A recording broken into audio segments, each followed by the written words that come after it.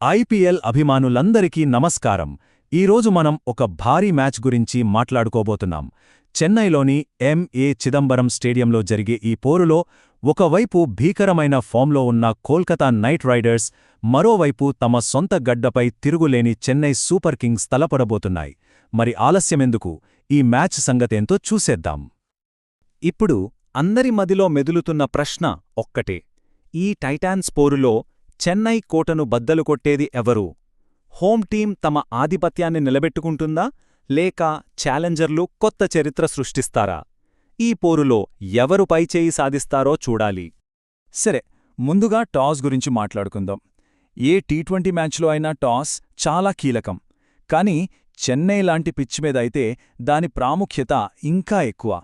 ఇక్కడ toss గెలవడమంటే match సగం గెలిచినట్టే అని చెప్పొచ్చు.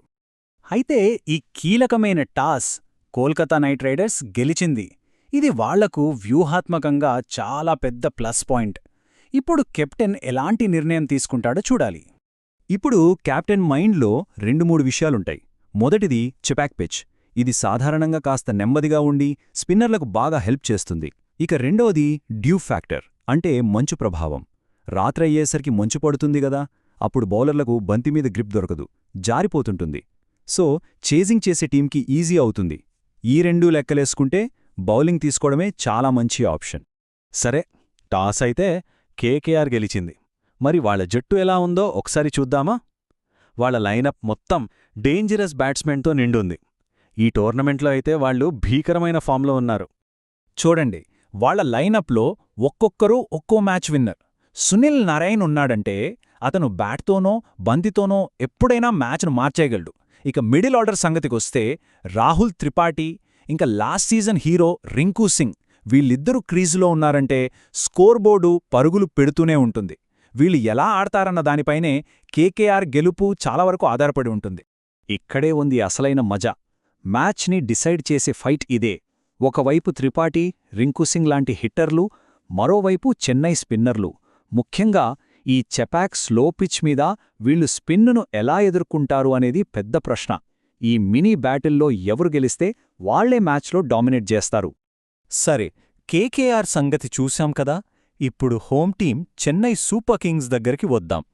చెన్నైని వాళ్ల సొంత గ్రౌండ్లో ఓడించడమంటే మాటలు కాదు. అందుకే వాళ్లని ఫోర్ట్రెస్ చెపాక్ కింగ్స్ అని పిలుస్తారు. చెన్నై టీం బ్యూటీ ఏంటంటే వాళ్ల బ్యాలెన్స్. కెప్టెన్ రుతురాజ్ ఫామ్ చాలా ముఖ్యం. ఇక శివం దూబే అయితే స్పిన్నర్లను టార్గెట్ చేయటానికి రెడీగా ఉంటాడు.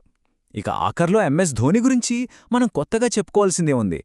ప్రెషర్ సిచ్యువేషన్లో మ్యాచ్ని ఎలా తమ వైపు తిప్పుకోవాలో ధోనికి తెలిసినంతగా ఇంకెవ్వరికీ తెలీదు. ఇది చూడ్డానికి చాలా ఇంట్రెస్టింగ్గా ఉంటుంది. మ్యాచ్ క్లైమాక్స్ ఇక్కడే ఉండొచ్చు. డెత్ ఓవర్లలో ఒకవైపు ధోని, శాంసన్ లాంటి సీనియర్లు, వాళ్ల అనుభవం, మరోవైపు సైనీ, పావెల్ లాంటి వాళ్ల పేస్. ఇది అనుభవానికి, పవర్కి మధ్య జరిగే పోరు. ఇక్కడే మ్యాచ్ ఎటువైపు వెళ్తుందో తెలిసిపోతుంది. సరే, ఇప్పటిదాకా మనం రెండు టీంల స్ట్రెంగ్త్స్ అండ్ వీక్నెసెస్ చూసాం. ఇప్పుడు అసలు విషయానికొద్దాం. అందరూ వెయిట్ చేసేది దీనికోసమే. ప్రిడిక్షన్ ఏం చెబుతోంది, లెక్కలేం చూపిస్తున్నాయో చూసేద్దాం. ఎందుకంటే నంబర్స్ అబద్ధం చెప్పవు కదా. అయితే ఫైనల్ వర్డిక్ట్ ఏంటి? ఈ మ్యాచ్లో గెలుపెవరిది? అమ్మో, ఇది చూడండి, ప్రిడిక్షన్ చాలా వన్ సైడ్గా ఉంది. చెన్నై సూపర్ కింగ్స్కి ఏకంగా 80% గెలిచే ఛాన్స్ ఉందంట. అదే కోల్కతాకి కేవలం 20%. అసలు ఇంత తేడా ఎందుకుంది? ఈ 80-20 ప్రిడిక్షన్కి 2 ముఖ్యమైన కారణాలున్నాయి. మొదటిది వాళ్ల హోమ్ అడ్వాంటేజ్. చెపాక్లో చెన్నై రికార్డ్ అద్భుతం. అక్కడి కండిషన్స్ని వాళ్లు బాగా వాడుకుంటారు. ఇక రెండోది most important, MS Dhoni factor.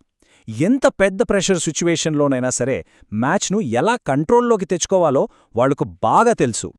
అయితే ఒక్క విషయం గుర్తుపెట్టుకోవాలి, ఇది టీ20 క్రికెట్.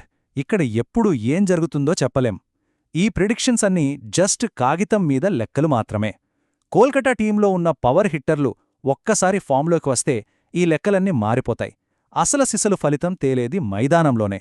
సో ఈ మ్యాచ్ మాత్రం మిస్ అవ్వద్దు.